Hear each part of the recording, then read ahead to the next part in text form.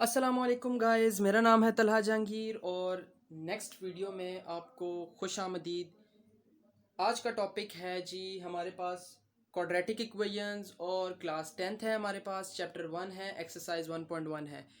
इस चैप्टर से related theory मैं आपको बता चुका हूँ। अब मैं नेक्स्ट स्विच करूँगा towards to the exam exercise और हम एक्सरसाइज की तरफ आते हैं। बताने स्टार्ट करने से पहले एक बात कहना चाहूँगा कि जब भी अब आप मैट्रिक के लेवल पर आ चुके हैं तो जो मैट्रिक का लेवल है basically it's not a difficult level, easy level. एक मरतबा बोर्ड दे चुके हो, पता लग गया है कि किस तरह के बोर्ड के पेपर बनते हैं, तो इट्स एन ईजी लेवल। घबराने की ज़रूरत नहीं है। सिर्फ दो चीज़ें रिक्वायर्ड हैं, अंडरस्टैंडिंग एंड प्रैक्टिस। ये दो चीज़ें अगर आप करते हो तो मैं आपको दावे से ये बात कहता हूँ कि आप 100% स्कोर कर सकते हो मैथ्स में। कोई मुश्किल नहीं है मैथ्स में 100% स्कोर करना, बहुत इजी है। सॉलिड मार्क्स होते हैं मैथमेटिक्स के जो मार्क्स होते हैं, तो इसलिए इसको आपने जब करना है तो उसके लिए पहली चीज़ ये है कि आपने थिंग्स को अंडरस्टैंड करना है, वास्ट लेवल पे सोचना है।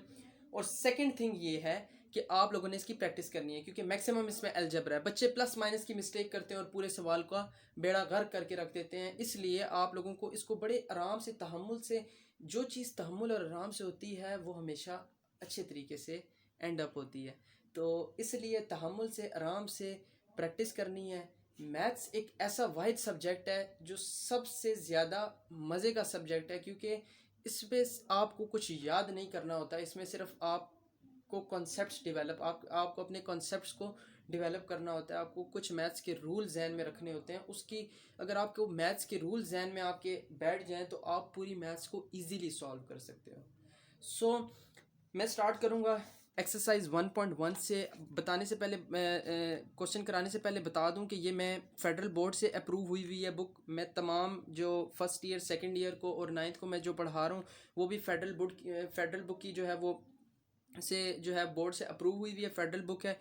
तो ये जो है हम स्टार्ट करते हैं exercise 1.1 question number 1। So first question is right the following quadratic equation in the standard form and point out the pure quadratic equation. दो पार्ट हैं सवाल के, मैं दोनों समझाऊंगा। स्टैंडर्ड फॉर्म भी बता चुका हूँ, प्योर क्वाड्रेटिक इक्वेशन फॉर्म भी बता चुका हूँ कि किस तरीके से होती है। तो स्टार्ट करते हैं विद द क्वेश्चन 6। क्वेश्चन 6 से मैं स्टार्ट करता हूँ बिकॉज बाकी जो लास्ट 5 क्वेश्चंस हैं वो इसको कवर कर जाएंगे। जब आप ये करोगे तो आप लास्ट 5 क्वेश्चंस इजीली कर लोगे। तो मैं क्वेश्चन नंबर 6 कराता हूँ। इसको एक एक स्टेप को गौर से समझना है, गौर से देखना है कि मैं क्या बता रहा हूँ। और चलें स्टार्ट करते हैं, बिस्मिल्लाहिर्रहमानिर्रहीम। तो क्वेश्चन नंबर 1 क्या है हमारे पास? क्वेश्चन नंबर 1, x+1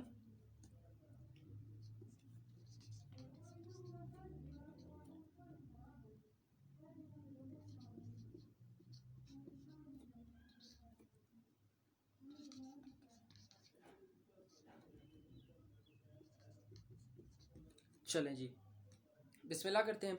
सवाल जो है बहुत आसान है, कोई टेंशन लेने की ज़रूरत नहीं है। बस दो बातें मेरी जहन में बिठा लो, ये सवाल सॉल्व हो जाएगा। पहली बात ये कि जब भी फ्रैक्शन जब भी देखो और उनके दरमियान में एडिशन का साइन देख लो। यार कुछ भी नहीं करना है यार, बस इजी काम करना है, तुमने एलसीएम ले लेना है। और मैं एलसीएम का भी बहुत आसान तरीका बताऊंगा, कोई मुश्किल नहीं है। सिर्फ इस बात को जहन में अच्छे तरीके से बिठा लेना। यार एलसीएम लेने का ना, जब हमारे पास वेरिएबल आ जाए तो उसमें ना एलसीएम लेने का सबसे आसान तरीका ये है कि आप लोगों ने क्रॉस मल्टीप्लिकेशन करनी है। क्रॉस मल्टीप्लिकेशन कैसे करनी है? आप क्रॉस मल्टीप्लिकेशन ऐसे नहीं कि उसको मल्टीप्लाई किया। अब इसको गौर से देखो मैं क्या कर रहा हूँ। ये करना है x+1 के साथ तुम लिखो x+3, ठीक हो गया। x+2 x+2, ठीक हो गया। नीचे डालो लाइन और जो नीचे लिखे थे उसको आराम से लिख दो।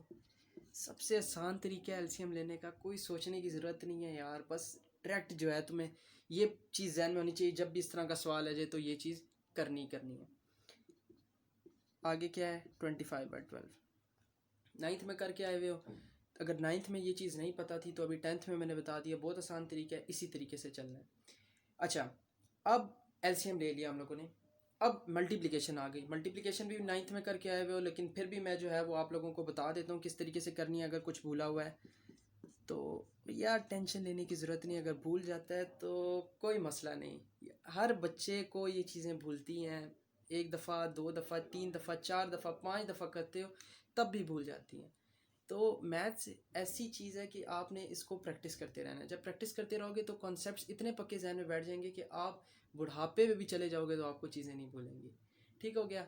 थिंग्स को अंडरस्टैंड करना है, आसान तरीके से सवाल को सॉल्व करना है, कोई मुश्किल तरीके पे नहीं जाना। मुश्किल तरीके पे जाओगे तो हमेशा मार खाओगे।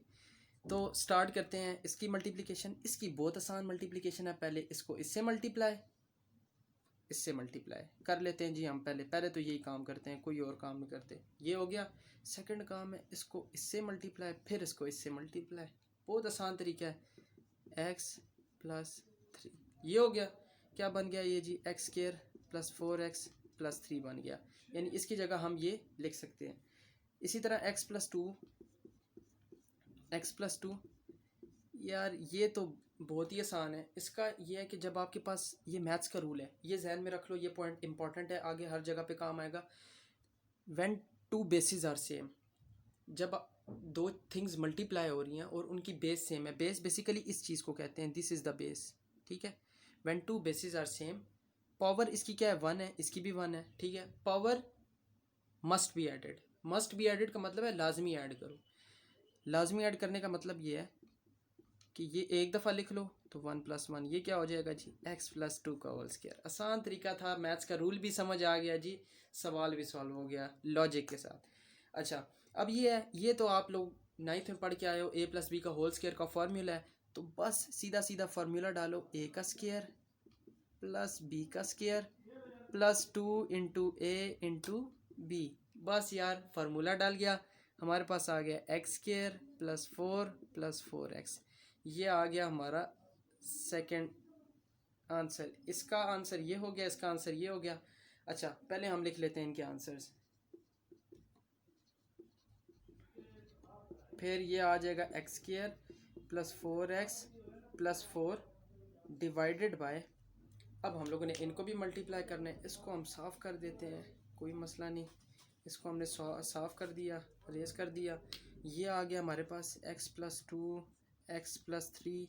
फिर से एक मरतबा दोबारा तरीका बता देता हूँ। तरीका ये है कि इसको पहले इससे, फिर इसको इससे, पहले यूं कर लो। ठीक है। फिर इसको इससे, फिर इसको इससे, तो ये हमारे पास 2x + 6 आ जाएगा। और ये हो जाएगा x² + 5x + 6। बहुत आसान है, इसका भी समझ आ गई। इसको भी हम लिख लेते हैं, x² + 5x + 6 = 25/12। अच्छा, अब आपके पास इक्वेशन सॉल्व हो गई हैं। अब आप लोगों ने लाइक टर्म्स को ढूंढना है। किन को ढूंढना है? लाइक टर्म्स को ढूंढना है। लाइक टर्म्स को अभी हम ढूंढते हैं। लाइक टर्म्स को इस तरीके से ढूंढेंगे कि ये बात जहन में रखनी है हमेशा कि x² की टर्म x² के साथ ही ऐड होगी। ठीक है। एडिशन का कह रहा हूँ, एडिशन या सब्ट्रैक्शन होगी तो हमारे पास लाइक टर्म्स ही ऐड या सब्ट्रैक्ट हो सकती हैं।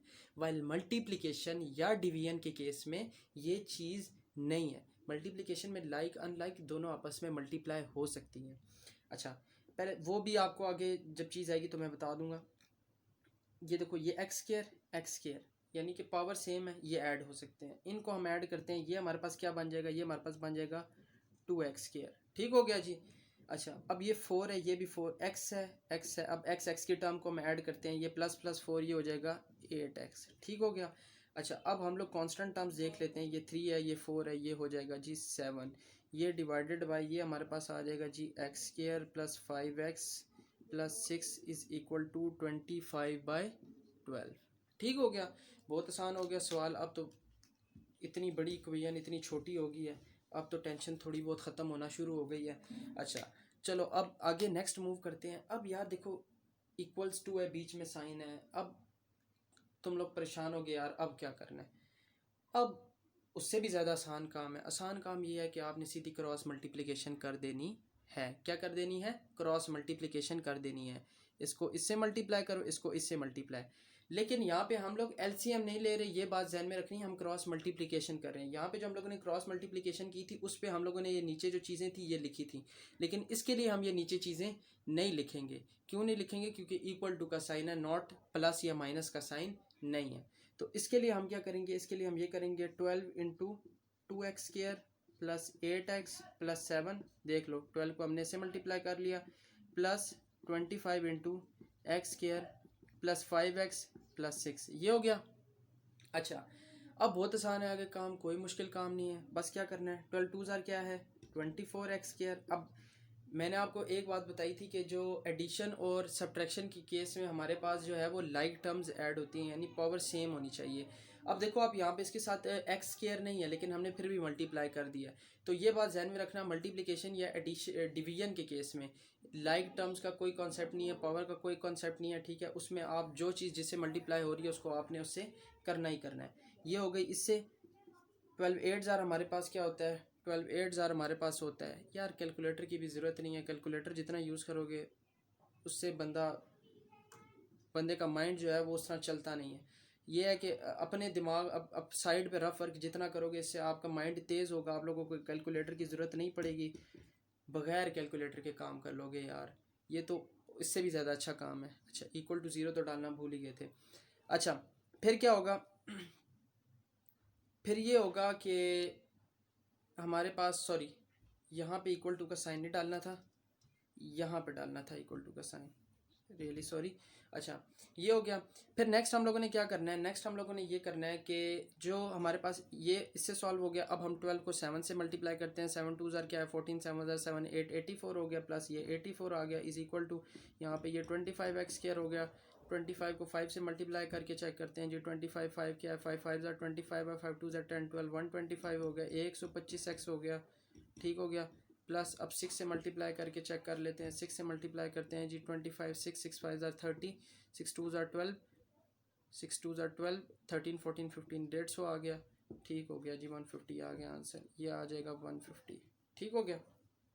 अच्छा, कल कह रहा हूँ, मैंने नाइन्थ में जब मैं कल ये नाइन्थ का लेक्चर दे रहा था तो उसमें मैंने एक बात बच्चों को बताई थी, आप लोगों को भी बता देता हूँ कि जो हमारे पास होता है, अब x² की आप टर्म को देखो, जहाँ पे x² की टर्म बड़ी है यानी कि इसके साथ 25 है, तो हम लोग को उस तरफ शिफ्ट करना चाहिए। क्यों उस तरफ शिफ्ट इस वजह से करना चाहिए क्योंकि फिर x² के साथ नेगेटिव साइन नहीं आता, क्योंकि आप जब इसको इधर शिफ्ट करोगे तो जाहिर सी बात है बिग वैल्यू साइन लगेगा, जब बिग वैल्यू साइन लगेगा तो जिसकी वजह से हमारे पास x² नेगेटिव हो जाएगा। तो इसलिए मैं इस तमाम टर्म को उस तरफ शिफ्ट करता हूँ, उस तमाम तरफ शिफ्ट करूँगा तो मेरे पास हो जाएगा x² माइनस ये 20, जब उस तरफ जाएगा तो ये हमारे पास माइनस हो जाएगा, ठीक है। ये प्लस 125x लिख लिया, ये जब उधर जाएगा तो ये माइनस 96x हो जाएगा, जब ये प्लस 150 इसी तरह लिख लिया और ये माइनस 84 हो जाएगा, ठीक हो गया। बहुत आसान तरीके से क्वेश्चन सॉल्व हो रहे हैं।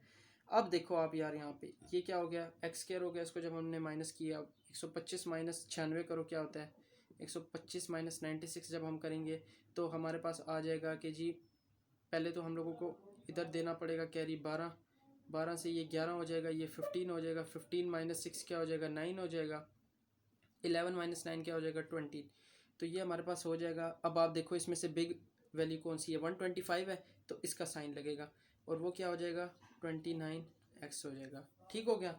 और इसी तरह 150 को जब आप 84 से माइनस करोगे तो हमारे पास क्या आंसर आएगा, हमारे पास आएगा 150 में से जब हम 84 को माइनस करेंगे तो ये 15 है, 15 हो जाएगा, 15 में से ये हमारे पास 10 हो जाएगा, ये 14 हो जाएगा, 14 में से 8 गए 64, ये 66 आंसर आ गया, ठीक हो गया। ये आ जाएगा प्लस 66 इज इक्वल टू 0।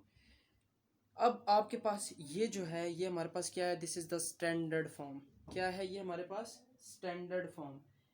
और इन्होंने कहा है कि point out the quadratic equation. अब हमने बताने हैं कि क्वाड्रेटिक इक्वेशन हम किस तरीके से, अब हम लोगों ने पॉइंट आउट करना है कि यार quadratic equation, pure quadratic equations इन तमाम सवालों में से कौन सा है।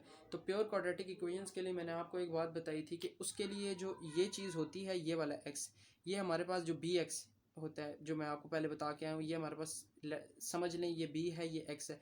तो इसके साथ जो हमारे पास बी की वैल्यू होती है, ये बी की जो वैल्यू होती है ये हमारे पास ज़ीरो होती है। जब बी की ये अगर यहाँ पर ज़ीरो होगा तो ये हमारे पास बन जाएगा एक्स स्क्वायर प्लस 66। जब एक्स स्क्वायर प्लस 66 जो है ये हमारे पास जो होती है वो प्योर क्वाड्रेटिक इक्वेशंस होती हैं, प्योर क्वाड्रेटिक इक्वेशन होती है। तो इस तरीके से अगर इस तरह का कोई आंसर है जिसमें सिर्फ एक्स स्क्वायर हुआ और कांस्टेंट टर्म हुई और बीच में एक्स ना हुआ, तो वो हमारे पास क्या होगी, प्योर क्वाड्रेटिक इक्वेशन। ठीक हो गया। लेकिन ये तो हमारे पास क्या है, ये हमारे पास स्टैंडर्ड फॉर्म ऑफ इक्वेशन है, हमारे पास ये प्योर नहीं बन रही। ठीक हो गया। तो ये सवाल यहाँ तक ही था। अब हम लोग मूव करते हैं towards to the question number 2। Question number 2 है हमारे पास, जिस तरह मैंने पहले बताया कि जब आप क्वाड्रेटिक इक्वेशंस को आप दो तरीके से सॉल्व कर सकते हो। एक है हमारे पास तीन तरीके से, सॉरी, एक है फैक्टराइजेशन, एक है हमारे पास कंप्लीटिंग स्क्वायर का मेथड है, और थर्ड जो है वो हमारे पास है क्वाड्रेटिक फार्मूला का। लेकिन अभी एक्सरसाइज 1.1 में हम सिर्फ फैक्टराइजेशन और हम कंप्लीटिंग स्क्वायर से करेंगे। तो मैं सॉल्व बाय फैक्टराइजेशन सॉल्व कराता हूँ आप लोगों को। क्वेश्चन नंबर 6 करता हूँ, क्योंकि अगर क्वेश्चन नंबर 6 में कर लेता हूँ तो ये पिछले कवर हो जाएंगे। आप लोगों ने सिर्फ क्वेश्चन नंबर 6 नहीं करना, आप लोगों ने तमाम सवाल करने तक आप लोगों की ज़्यादा से ज़्यादा प्रैक्टिस हो। तो इसलिए मैं क्वेश्चन नंबर 6 लिखता हूँ। क्वेश्चन नंबर 6 को जब हम लिखते हैं तो वो कुछ इस तरह का है। वो है हमारे पास क्वेश्चन नंबर 2 का पार्ट 6, और वो है हमारे पास 2 by x minus 9 is equal to 1 by x minus 3 minus 1 by x minus 4। ये है हमारे पास सवाल। अब आपने इसको फैक्टराइजेशन के मेथड से सॉल्व करना है। सबसे पहले तो आपने इसको क्या बनाना है, स्टैंडर्ड फॉर्म में बनाना है। किस फॉर्म में बनाना है, स्टैंडर्ड फॉर्म में बनाना है, जिस तरह हमने पहले बनाया। तो स्टैंडर्ड फॉर्म में बनाने के लिए हम लोगों ने क्या किया था, हम लोगों ने कहा था कि जब प्लस या माइनस जब भी होगा फ्रैक्शंस के दरमियान में, तो हम लोगों ने क्या लेना है, सीधा सीधा एलसीएम लेना है। तो एलसीएम लेना है। अब क्योंकि यहाँ पर हमारे पास इसके साथ कोई प्लस माइनस नहीं हो रहा है, यहाँ पर तो हो रहा है, तो हम क्या करेंगे कि हम लोग एलसीएम ले लेंगे। एलसीएम लेने के लिए मैंने क्रॉस मल्टीप्लिकेशन वाला तरीका बताया है। Multiply by 1 minus 1 into x minus 3 हो जाएगा, डिवाइडेड बाय ये हो जाएगा जी x minus 3 into x minus 4। वही तरीका हम लोगों ने आजमाया जो हम लोगों ने पहले किया था। ये थोड़ा सा इजी हो जाएगा हमारे पास सवाल, क्योंकि इसके अंदर यहाँ पर हमारे पास लीनियर इक्वेशन नहीं है। तो ये बन जाएगा एक्स माइनस 4, ये माइनस इसी तरह रहेगा, ये हो जाएगा एक्स माइनस 3, और डिवाइडेड बाई ये हो जाएगा x minus 3 into x minus 4। अच्छा, अब हम क्या करेंगे, अब बहुत इजी है। अब इसको हम करके चेक कर लेते हैं। ये हमारे पास क्या बनता है, x minus 3 into x minus 4। जब हम इसको सॉल्व करते हैं तो पहली टर्म पहली के साथ, पहली दूसरी के साथ करके चेक करते हैं। ये हो जाएगा -4x, फिर हम इसको इसके साथ, फिर इसको इसके साथ, वही तरीकाकार जिस तरीके से पहले बताया, -3x, ये हो जाएगा +12, ये हो जाएगा एक्स स्क्वायर -7x +12 हो जाएगा। ठीक हो गया। अच्छा, ये अब हमें पता लग गया कि नीचे वाली टर्म क्या होगी। तो हम लोग इसी तरीके से हम लोग लिख लेते हैं यहाँ पर, इधर हम लिख लेते हैं 2 बाय एक्स माइनस 9। इसको जब हम सॉल्व करते हैं तो हमारे पास बनता है एक्स माइनस 4। ये माइनस जब एक्स के साथ प्लस माइनस क्या होगा, माइनस, और माइनस माइनस क्या हो जाएगा, प्लस। ये हो जाएगा। और हम लोगों ने इसको सॉल्व किया हुआ वो है हमारे पास एक्स स्क्वायर -7x +12। तो अब हम इसको भी अरेज कर देते हैं और इसको भी अरेज कर देते हैं। तो अब ये थोड़ी सी इजी होगी इक्वेशन। अब ये हमारे पास आ जाएगा, ये एक्स एक्स कैंसिल हो जाएगा, वाइल ये हो जाएगा -1 बाय एक्स स्क्वायर -7x +12। पीछे क्वेश्चन में बता के आ चुका हूँ कि जब इक्वल एंड यानी इक्वल का साइन आएगा तो हम लोगों ने क्रॉस मल्टीप्लिकेशन करनी है। ये बात जहन में बिठा लो अपनी अच्छी तरीके से। जब हम क्रॉस मल्टीप्लिकेशन करेंगे तो हमारे पास ये कुछ इस तरीके से हो जाएगी, cross multiplication is equal to -1 into x minus 9, ये हो जाएगा। और नेक्स्ट हमारे पास 2x² -14x प्लस 2 2 ज़ा 4 एंड 2 1 ज़ा 2, 24 हो जाएगा। ये -x +9। ठीक हो गया। अच्छा, बहुत इजी हो गया सवाल। अब x² इस तरफ है, हम लोग इसको इस तरफ जो है वो क्या कहते हैं, इसको मूव करवा देते हैं। मूव कराने के लिए अब हम क्या करते हैं, अब हम ये करते हैं कि जी हम लोग 2x² -14x, ये जो -x है ये इधर आ जाएगा, ये +x हो जाएगा। ये +24 है, ये जब इधर आएगा तो ये -9 हो जाएगा, इक्वल टू 0 हो जाएगा। अच्छा, फिर हमारे पास क्या होता है, फिर हमारे पास कुछ इस तरह होगा, 2x² हो जाएगा, ये हो जाएगा -13x, ये हो जाएगा हमारे पास 24 -9। तो ये हमारे पास 24 -9 अगर हम करें तो ये 14 आ जाएगा, 114, ये 5 आ जाएगा, यहाँ पे 15 आ जाएगा, और ये +15 आ जाएगा, 15 इज इक्वल टू 0। अब मैं आप लोगों को बताता हूँ कि फैक्टराइजेशन क्या होती है। आप लोग 9th में पढ़ कर आए हैं, लेकिन मैं फिर भी आप लोगों को रिवाइज करवा देता हूँ कि फैक्टराइजेशन क्या चीज़ होती है। अब हम लोग के पास जो इक्वेशन आ गई स्टैंडर्ड फॉर्म वाली, वो हम लोग लिख लेते हैं ऊपर। वो है हमारे पास 2x² -13x, ये आ जाएगा +15 इज़ इक्वल टू 0। तो अब हम लोग क्या करते हैं, हम कुछ इस तरीके से काम करते हैं। हम ये करते हैं कि फैक्टराइजेशन करते हैं। फैक्टराइजेशन हम किस तरीके से करेंगे, फैक्टराइजेशन के कुछ रूल्स हैं, वो जहन में बिठाने के लिए ज़रूरी हैं। जिस तरह मैंने आप लोगों को पहले 2 रूल्स बता दिए, वो जहन में रखो। इसी तरीके से इस रूल को भी अब आपने जहन में बिठाना है, इसकी प्रैक्टिस करनी है, ताकि आप लोग के जहन में ये चीज़ बैठ जाए। फैक्टराइजेशन मैक्सिमम बच्चों को काफ़ी प्रॉब्लम देती है, और ये बात जहन में रखना कि जब आप लोग एंट्री टेस्ट देने जाते हो तो फैक्टराइजेशन के सवाल काफ़ी हद तक, मतलब मैक्सिमम सवाल जो होते हैं आपके मैथ्स में से, वो फैक्टराइजेशन के आते हैं। तो फैक्टराइजेशन अगर आपको आती होगी तो आप लोगों के लिए सवाल करना बहुत ईजी हो जाएगा, क्योंकि factorization is the easiest way to solve the quadratic equation. ठीक है, तो अब हम लोग इसको किस तरीके से सॉल्व करेंगे। इसको सॉल्व करने का तरीका कुछ इस तरह है कि जो हमारे पास x² का कॉफिशेंट है, उसको हम करेंगे मल्टीप्लाई विद दिस, किसके साथ, कांस्टेंट के साथ। 15 को ज़रा मल्टीप्लाई बाय 2 करो तो ये आ जाएगा, 2 5 10, 2 1 2, 3, 30 आ गया। अच्छा, अब 30 आपके पास आ गया, लिखने की साइड पे लिख लो। जब आप इसको और इसको मल्टीप्लाई करते हो 30 आता है। अब आपने कुछ ऐसा नंबर तलाश करना है कि जिसको आप ऐड या माइनस करो। मसलन 13, अब 2 कितने ज़ार 30 होता है, 2 होता है जी हमारे पास 15 ज़ार 30। कितने ज़ार होता है 30, 15 ज़ार 30 होता है। 3 को हम चेक करें तो 3 होता है 10 ज़ार 30। ठीक हो गया। अच्छा, फिर अगर हम लोग देखें 4 को, 4 के टेबल में 30 नहीं आता, 5 के टेबल में देख लो, 5 आता है, 5 6 ज़ार 30। ठीक है, इसी तरह हम लोग लिख लेते हैं। अच्छा, 6 के टेबल में भी आता है, 6 का हम लोगों ने लिख लिया, 6 5 30, सेम वही बात होगी। 7 के टेबल में नहीं आता 30, 8 के टेबल में नहीं आता 30, 9 के टेबल में नहीं आता 30, 10 के टेबल में आता है 30। 10 मल्टीप्लाई बाय 3 ज़ार इज इक्वल टू 30। अच्छा, अब आपने ऐसा नंबर तलाश करना है कि अगर आप उनको ऐड करो तो -13 आना चाहिए, या सब्ट्रैक्ट करो तो -13 आना चाहिए। 3 को 10 के साथ ऐड करो तो ऐसा नंबर होना चाहिए कि जो 30 आए। ठीक है, मल्टीप्लाई करने से वो आंसर 30 आना चाहिए, लेकिन ऐड या सब्ट्रैक्ट करने से दरमियान वाली टर्म आनी चाहिए। तो अब हम देखते हैं, अगर हम 2 को 15 के साथ ऐड करते हैं तो ये तो हमारे पास बनता है 17। 17 तो हमें चाहिए नहीं। अब हम माइनस करके चेक करते हैं तो -2 -15 करते हैं तो ये हमारे पास -13 बनता है। इसका मतलब है हम इसको यूज़ कर सकते हैं। अब यूज़ किस तरह करना है वो मैं आपको बताता हूँ, लेकिन पहले आपको ये पता होना चाहिए हमने यूज़ किसको करना है। हाँ, इसको यूज़ कर सकते हैं, चलो जी इसको यूज़ कर सकते हैं, टेंशन ख़त्म। बहरहाल आगे देखते हैं, अगर आगे कोई होता है तो वो भी चेक कर लेते हैं। जिस तरह ये है, अगर हम 3 को 10 के साथ ऐड करें तो ये हमारे पास क्या बनता है, 13 बनता है। 13 बन रहा है, ठीक है, लेकिन यहाँ पे हमें -13 चाहिए। इसका मतलब है हम लोगों को क्या करना पड़ेगा, -3 -10, माइनस माइनस क्या होते हैं, प्लस होते हैं। बिग वैल्यू साइन लग जाएगा तो -13 हो जाएगा। ठीक हो गया, ये भी हम यूज़ कर सकते हैं, वो भी हम यूज़ कर सकते हैं, ये आप पे डिपेंड करता है। बट मैं ये फर्स्ट ऑप्शन को यूज़ कर लेता हूँ। उसको अब मैं किस तरीके से यूज़ करूँगा, प्लस, जिस तरह मैंने बताया था कि 2 -15, तो मैं इसी तरह लिखूँगा 2 -15, लेकिन यहाँ पे x है तो इसलिए यहाँ पे भी मुझे x लगाना पड़ेगा। 15 लगा दिया इज़ इक्वल टू 0। अब यहाँ पे आप कॉमन लो 2x को, कॉमन आ सकता है ना 2x, इन दोनों में से अगर मैं लूँ कॉमन तो इस पर क्या बच जाएगा, x + 1। और अगर इधर से मैं -15 कॉमन ले लूँ तो हमारे पास बन जाएगा x - 1।